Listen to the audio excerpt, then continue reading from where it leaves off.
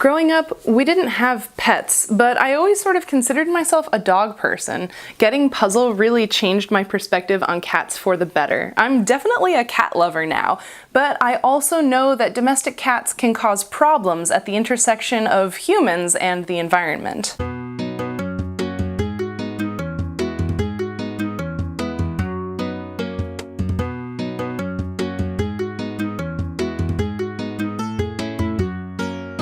Cats likely domesticated themselves between 8 and 12,000 years ago by hunting the rodent pests that were colonizing the grain storehouses of early human settlements.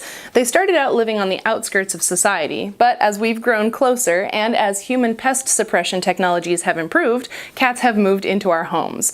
Modern cats are much better off inside, both for their own health and for the health of our environment. Lots of people worry that their cats would feel bored inside, and that this boredom might lead to destructive behaviors or unhealthy weight gain. However, both the CDC and the American Veterinary Medical Association agree that it's best for America's most popular pet to stay indoors. The negative effects of a sedentary indoor life can be prevented easily with a little care and planning, while the outdoors remain quite dangerous for cats. In order to keep my indoor cat active and engaged, I provide her with plenty of toys, scratching posts, and playtime. Zoos face similar difficulties keeping their animals healthy and happy, and they use similar tools to provide enrichment.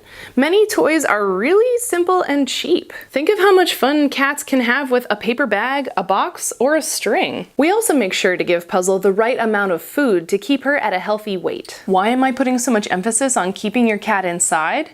It might come as a surprise, but there are a lot of problems associated with outdoor cats. The issue your vet is most likely to bring up is the likelihood of your cat getting diseases or injuries from wildlife. Cats that spend time outside are at risk for fleas, ticks, mites, tapeworms, and ringworm, which are all parasites that can be passed on to the people in your household.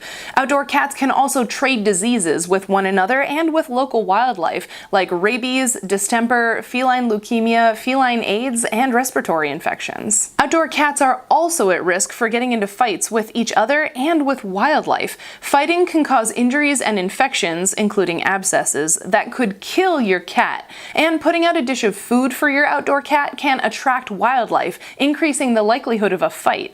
Sometimes outdoor cats even become food for larger predators, like coyotes, that roam neighborhoods. On top of all of that, there are also other dangers to outdoor cats that are specific to suburban and urban environments.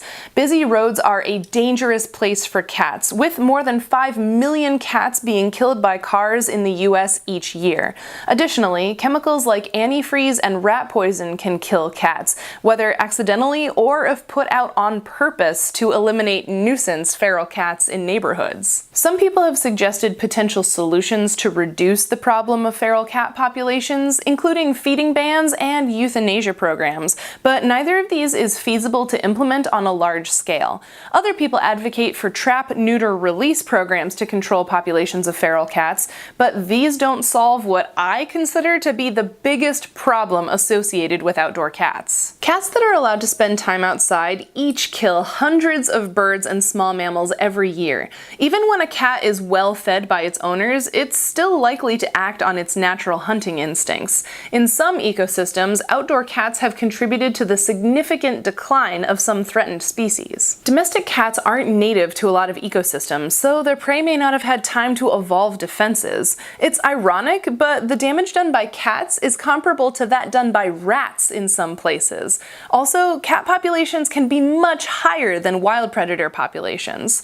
Unlike wild predators whose populations are dependent on those of their prey, domestic cat populations won't dip when their prey becomes scarce because they're also being cared for by humans. And while I know some people might advocate for outdoor working cats like barn cats that help keep nuisance rodent populations down, I would rather support initiatives that promote populations of native rodent control animals like snakes. But I won't argue that spending some time outside can provide a lot of enrichment for your cat. When I want to let Puzzle have some outside time, I put her in what I like to call the kitty crate. It gives her time to sniff the wind and eat grass, but without all of the dangers associated with being an outdoor cat.